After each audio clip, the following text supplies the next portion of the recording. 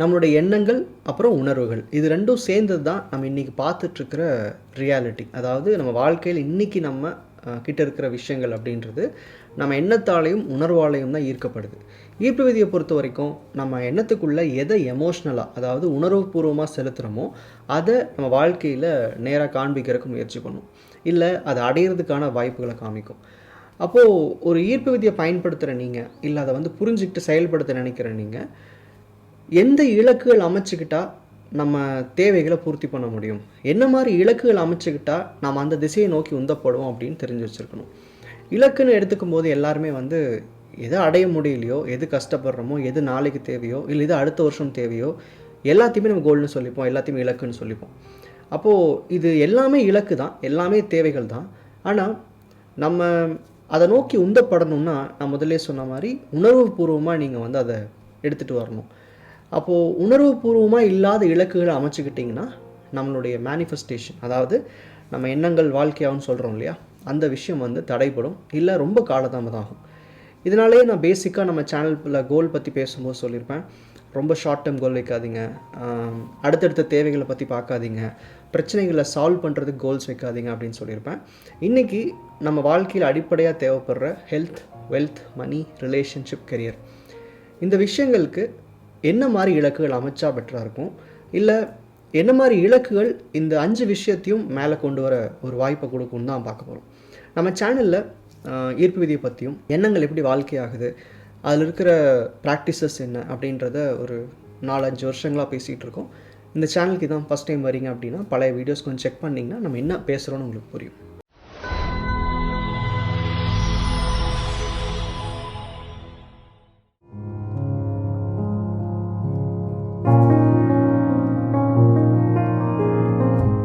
ஈர்ப்பு விதி அப்படின்றது நம்ம தேவைகளை மட்டும் அடைஞ்சிக்கிறதுக்கான ஒரு மெக்கானிசம், ஒரு ப்ராசஸ் கிடையாது. நம்ம முழுமையாக சந்தோஷத்தோடு வாழணும், நம்ம லைஃப்பில் எல்லாமே நமக்கு கிடைக்கணும் அப்படின்னா நம்ம லைஃப்பில் இருக்கிற எல்லா ஆஸ்பெக்ட்ஸையும், எல்லா துறைகளையும் கரெக்டாக பார்த்துக்கணும். நம்மளுடைய ஹெல்த், உடல் நலம், சொத்துக்களாக இருக்கட்டும், நம்மக்கிட்ட இருக்க அசட்ஸாக இருக்கட்டும், 3வது பணம் சார்ந்த விஷயங்கள், உறவுகள் சார்ந்த விஷயம், 5வது பார்த்திங்கன்னா உங்களுடைய வேலை ஆர் தொழில். அப்போது லைஃப் இது எல்லாத்துலேயுமே பெட்டர் ஆகும்போது தான் ஒரு சந்தோஷமான வாழ்க்கையை நீங்கள் பார்க்க முடியும்.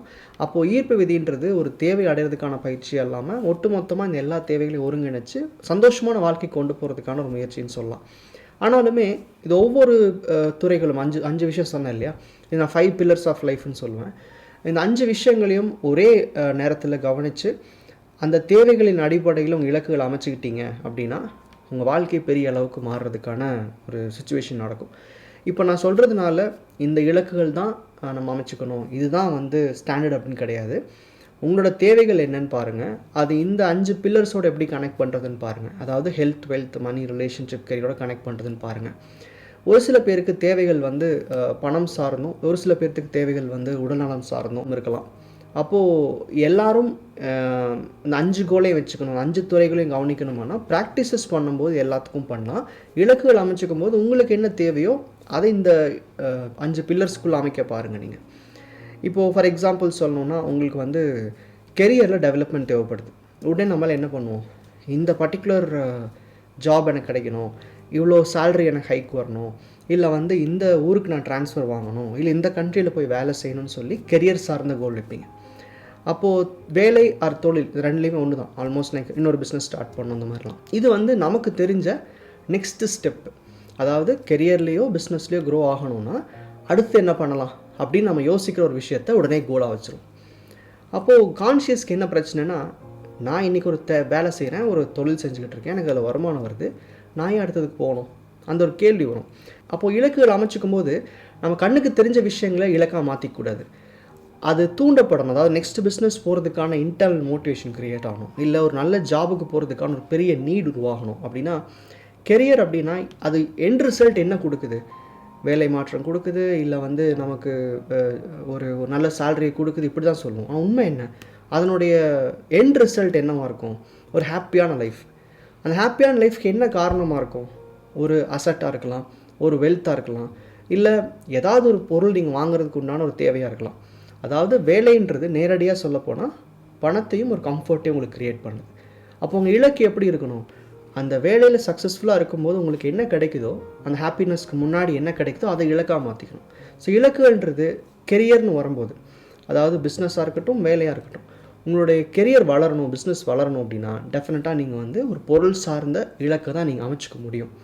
இதே மாதிரி தான் பணம், வெல்த் ரெண்டுக்குமே. வெல்த்ன்றது டிரெக்ட் கோல் இல்லை, சொத்துக்கள் அப்படிங்கிறப்போ மெட்டீரியலிஸ்டிக் கோலில் தான் வரப்போகுது. பணம் எனக்கு பெறணும்னு சில பேர் கோல் வச்சுருப்பாங்க. எனக்கு அக்கௌண்ட்டில் இவ்வளோ பணம் வேணும், எனக்கு வந்து இவ்வளோ சேவிங்ஸ் இருக்கணும். நான் நேரடியாக என்ன சொல்வேன்னா, பணம் அப்படின்றது ஒரு எனர்ஜின்னு சொல்லியிருக்கேன். அதை பற்றி நம்ம கோர்ஸ் கூட அப்டேட் பண்ணியிருக்கோம். 1% கிளப்னு ஒன்று ஸ்டார்ட் பண்ணியிருக்கோம். அது உங்களுக்கு தேவைப்படும் அப்படின்னா நீங்கள் வாட்ஸ்அப் பண்ணுங்கள்.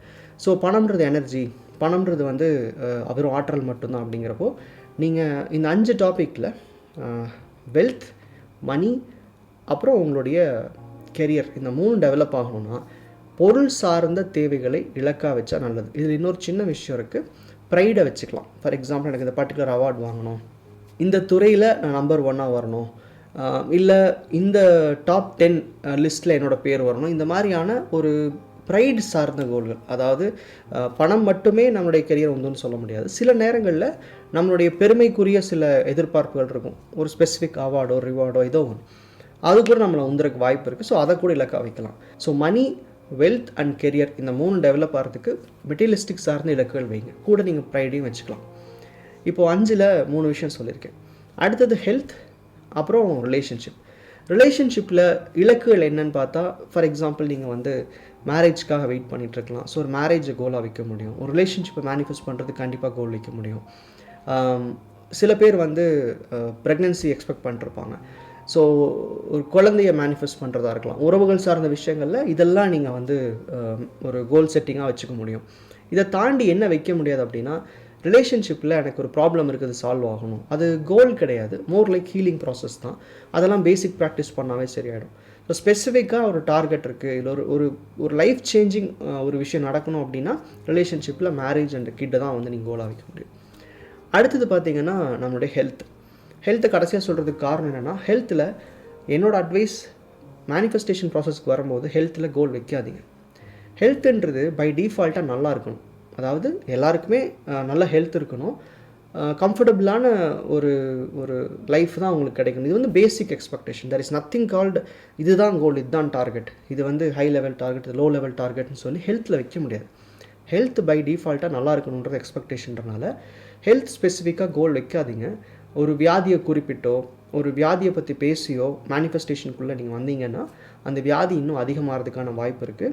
எல்லாருக்குமே தெரியும் எண்ணங்கள் வாழ்க்கையாகும்னு சொல்கிறோம். அப்போது நம்ம எண்ணத்துக்குள்ளே வியாதியை பற்றி யோசிக்கும் போது இன்னும் அதிக வியாதிகள் வரதுக்கான வாய்ப்பு இருக்குது. அதனால் ஹெல்த்துக்கு மட்டும் இலக்குன்னு செட் பண்ணிக்காமல் ஒரு நல்ல ஹெல்த் இருந்தால் நீங்கள் எப்படி இருப்பீங்கன்றதை நீங்கள் ப்ராசஸாக பண்ணலாம்.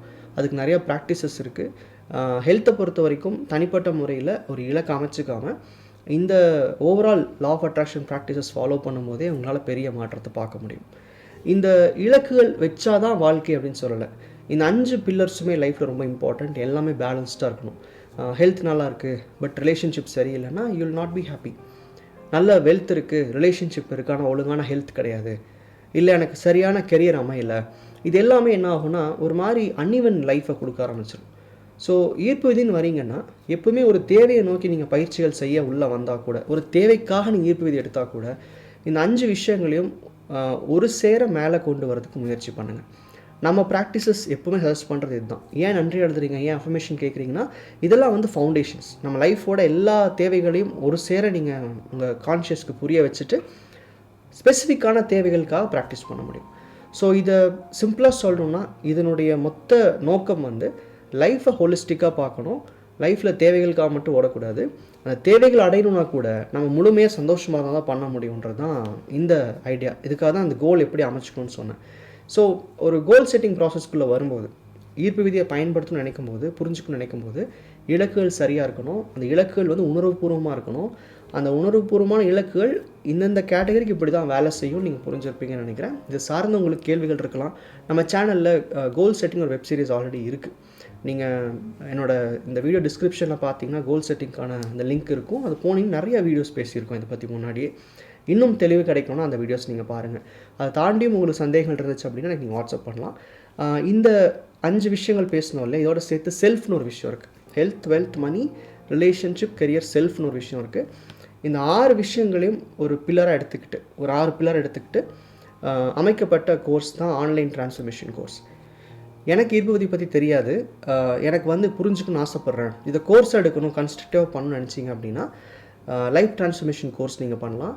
அதில் வந்துட்டு ஒவ்வொரு ஸ்டெப்பாக, அதாவது ஹெல்த், வெல்த், மணி, ரிலேஷன்ஷிப், கரியர், செல்ஃப்னு எல்லாத்துக்கும் உண்டான பயிற்சிகள் இருக்கும். நீங்கள் அதை ஒவ்வொரு லெவல்லையும் முடிக்க உங்கள் வாழ்க்கையில் நிறைய மாற்றங்களும் பார்க்க முடியும்.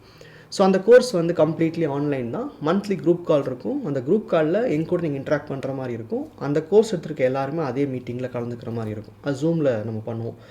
ஸோ உங்களுக்கு அதை பற்றி தெரிஞ்சுக்கணுன்னா கீழே டிஸ்கிரிப்ஷனில் இருக்குது, இல்லைன்னா என்னுடைய வாட்ஸ்அப் நம்பருக்கு நீங்கள் மெசேஜ் பண்ணிங்கன்னா அப்டேட் பண்ணுறேன்.